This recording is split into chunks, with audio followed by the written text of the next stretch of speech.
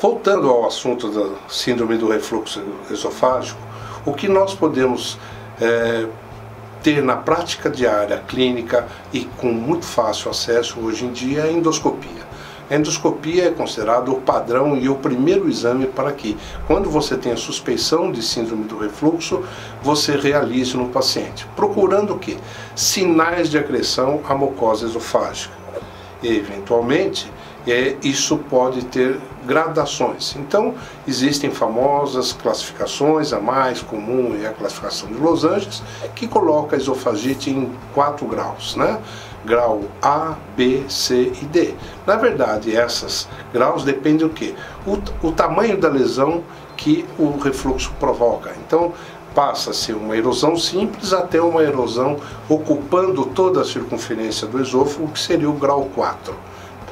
Nós sabemos que quanto mais refluxo o paciente tem, quanto mais frequente é esse refluxo, quanto mais intenso em termos de acidez, maior será a lesão à mucosa esofágica. Portanto, nós conseguimos gradar também a essas alturas, fazendo uma graduação da doença do indivíduo e com que intensidade nós devemos trabalhar o seu tratamento. Um outro achado da endoscopia que é muito comum e que se associa à síndrome do refluxo gastroesofágico é a hérnia de hiato. Então, ao visualizar-se uma hérnia de hiato de 1, 2, 3 centímetros, nos dá certeza, mesmo na ausência de sintomas, que esse paciente provavelmente é portador da síndrome do refluxo gastroesofágico e deve ser considerado para o seu tratamento. Em particular, no final do esôfago, a mucosa do esôfago pode se transformar em um outro tipo de mucosa. É um fenômeno chamado metaplasia intestinal. Então, a substituição do epitélio, que é estratificado, não queratinizado no final do esôfago, por uma mucosa do tipo glandular, é o chamado esôfago de Barrett. O esôfago de Barrett também tem uma certa relação com a intensidade do refluxo. Nós sabemos que pacientes que refluem há muito tempo, há muitos anos, sem o devido tratamento, tem essa substituição do epitélio com muito mais intensidade. Então, ao se achar um esôfago de Barrett, sabemos que este paciente com certeza teve ou tem refluxo em abundância. Métodos de imagem podem nos auxiliar, cada vez menos utilizados, mas às vezes um simples raio-x de tórax demonstra a presença de uma hérnia de hiato. Então, às vezes, na ausência de condições de fazer uma endoscopia, eventualmente até uma simples radiografia ou uma radiografia com um gole de bário pode dar o diagnóstico dessa patologia que se associa a condições que dificultam muito a vida do indivíduo. Em centros um pouco mais avançados, nós podemos nos utilizar da arma de outros exames bem dedicados. A pH-metria, a manometria e a impedância ou impedância-pH-metria. A pH-metria é um método consagrado com mais de 30 anos de existência, ele é simples, confiável, relativamente barato e de fácil aplicação e avaliação. E na verdade ele mede o quê? O pH intraesofágico. Nós colocamos o ponto de referência a cerca de 5 centímetros da válvula, ou seja, do esfíncter inferior do esôfago, e lá ficamos gravando, monitorizando o valor do pH durante 24 horas. Ora, toda vez que o sujeito tem um refluxo, o pH do esôfago cai drasticamente. Então, daquele pH 7 virtual, ele passa a ter um pH 1, 2. Coletando-se o quê? A intensidade do refluxo, o tempo que esse refluxo durou, em um período longo de observação, longo que eu digo é de 24 horas, obedecendo a um ciclo circadiano da vida do indivíduo, nós podemos ter algumas características, como por exemplo, conseguir captar aquele refluxo noturno que o paciente refere que tem um mal-estar noturno, mas que ele não sente azia. E você caracteriza o quê? A queda do pH durante aquele momento.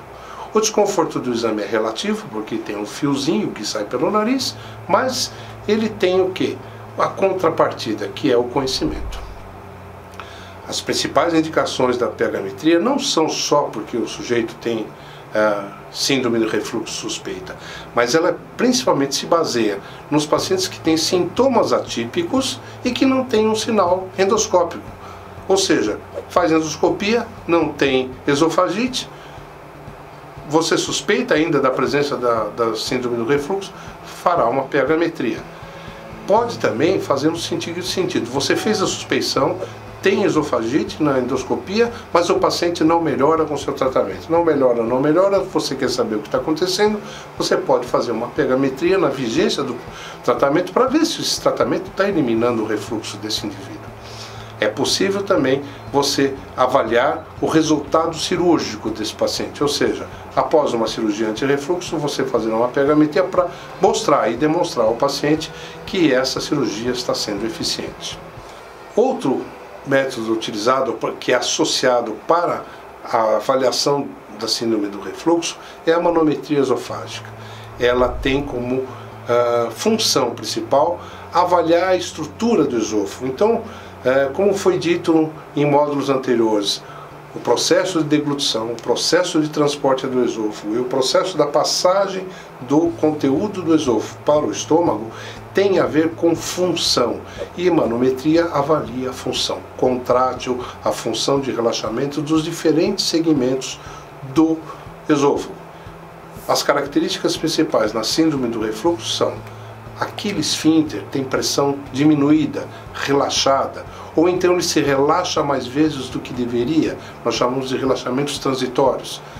Eventualmente, a peristalse não se faz de forma efetiva, então a pessoa tem um refluxo, mas não consegue se livrar dele. E eventualmente a manometria também vai caracterizar a presença de uma hérnia de hiato.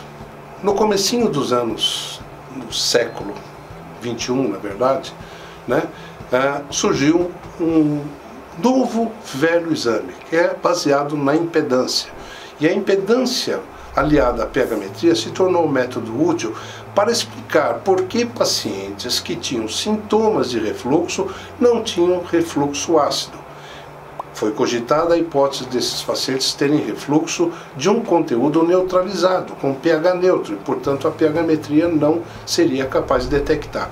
Então um elegante método chamado impedâncio-pH-metria veio se aliar à manometria e à pH-metria, para que amplie a possibilidade diagnóstica da síndrome do refluxo.